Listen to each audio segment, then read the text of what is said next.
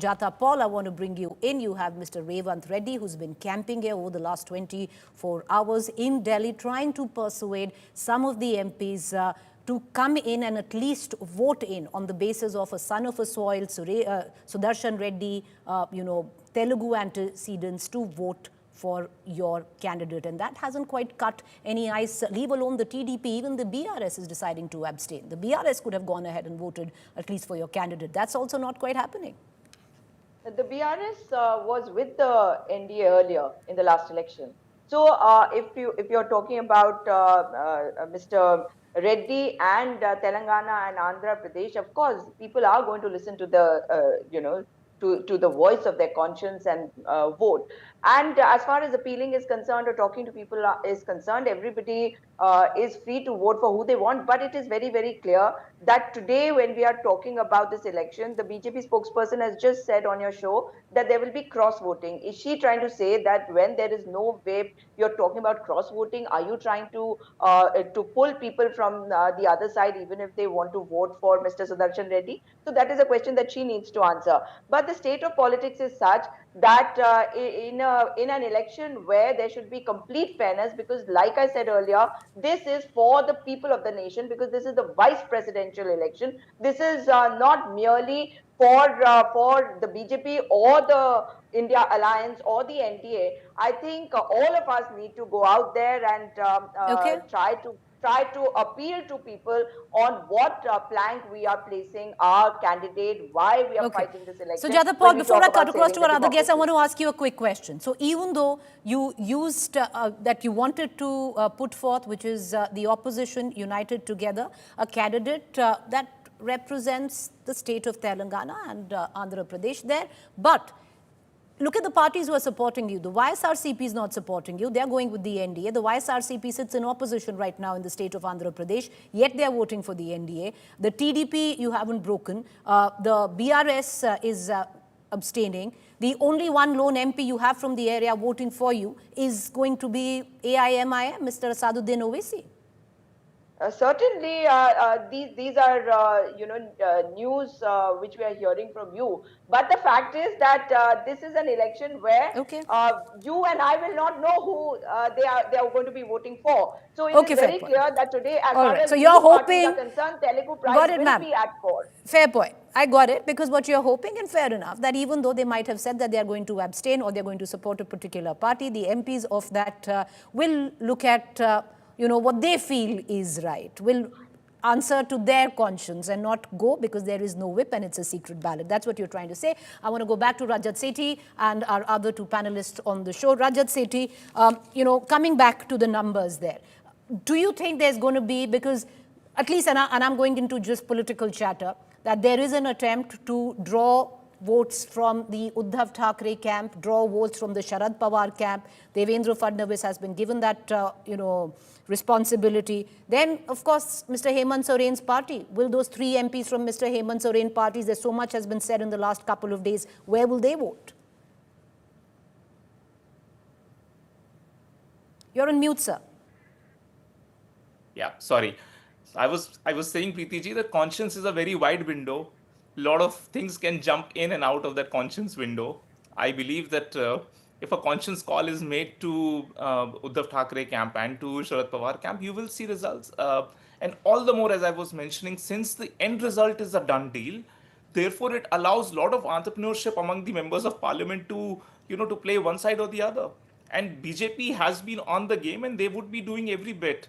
And all the more reason because Congress party just mentioned right now that it is a call of the conscience. If the members of parliament in the India Alliance believe that it is their conscience and they'll come out and vote for the winning VP candidate because, everybody should rally around the winning candidate, then you will see switching happening. My problem is not this. My problem is that when you look at, one candidate and you flag the credentials of him being a Telugu, why don't you flag the Tamil credentials of the other candidate and not make a similar sort of an emotional call to Stalin and say that, hey, you're going to see a Tamilian becoming the vice president of our country. Why don't you cross party ranks and come in and vote? The media did not ask Stalin this question at all through the entire election. You were always flagging the Telugu credentials of the India Alliance. This is unfair. But that's how the media is. You can't help it. My You know, larger problem is that there is a parallel game happening. The Congress party clearly does not seem that their house is in order. They are good when it comes to making broad brush statements before the camera. They love doing that. They want to create this ruckus that yes, within 6 months, Prime Minister is going to go without any basis. That's okay. where I see huge difference between walking the talk from the Congress party. Okay. All right, but this is the first time, and it's a little awe-inspiring in all of this. This is the first time where at least that the media has been questioned of not asking enough questions of the opposition, especially where the vice presidential elections is concerned. Because I think a lot of questions have been asked on the opposition. They could have used this as an opportunity to get somebody from Bihar. Because if it is a token nomination, then at least use it politically. But having said that, and there's lots of opinion on that. Some still support. Great idea to have somebody from Telangana and Andhra Pradesh. But all right, let's get in reactions coming in thick and fast. We cut across to Javed Ansari, Charu Pragya in just about 2 minutes. Listen in. उपराष्ट्रपति पद पर चुनाव क्यों हो रहा है? हमारे जो भूतपूर्व उपराष्ट्रपति जी वो है कहाँ? किन कारणों से एकदम से वो गायब हो गए? ये बड़ा रहस्यमय मामला है. इस पर जनता को, सरकार को प्रकाश डालना चाहिए कि ऐसा हुआ क्यों. बड़े बेबाक हैं वो, मैं बहुत लंबे समय से उनको जानता हूँ, लेकिन इस प्रकार से जो बेवजह ये उपचुनाव हो रहा है, ये क्यों हो रहा है? चाहते हर कोई अगर इसमें अपना मत अपना देता, लेकिन मेरा फिर भी मानना है गणित जो है वो एनडीए के उम्मीदवार सीपी राधाकृष्णन जी के हित में. एक ऐसे व्यक्तित्व जिनके रग रग में राष्ट्रभक्ति प्रवाहित है, उनका अब तक का जीवन बहुत ही बेदाग और प्रेरणाप्रद रहा है. ऐसे सीपी राधाकृष्णन जी उपराष्ट्रपति बनेंगे, ऐसा हमारा विश्वास है. मसूद साहब, उनके पास नंबर हैं और आप विपक्ष कह रहा है कि अंतरात्मा की आवाज सुनिए. किस करवट आज जाएगा चुनाव? देश की आत्मा को बचाने के लिए किस किस की अंतरात्मा जागती है ये समय बताएगा. आज देखिए क्या होगा. अब चुनाव शुरू होने जा रहे हैं. Javed, as a political viewer, it's all the more entertaining because the talk of Antaratma during political elections, especially when one is going to the ballot, is a word that we hear way too often. But Javed, to bring you in on this, interesting because Sachin Pilot touched on the fact on why this election is happening. And the curious case of Jagdeep Dhankar, continues to beckon, where on 21st of July, which is the first day of Parliament, you heard Jagdeep Dhankar was stepping down on health reasons. He hasn't spoken ever since. And which mandated an election after a 2-year term of the former Vice President Jagdeep Dhankar. It's something that the opposition continues to use, even though they wanted an impeachment motion against Mr. Dhankar. Yeah, so it's not surprising. Political parties adopt positions depending on where they stand. They haven't certainly, and they are well within their rights to raise this question because they are not extolling virtues in Mr. Dhankar, which didn't exist from the very first level.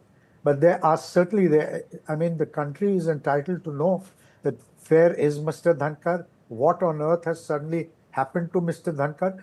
He is very conspicuous by silence. The usually loquacious Mr. Dhankar is very conspicuous by his silence. It doesn't come very naturally to him. So, he's not being seen in public.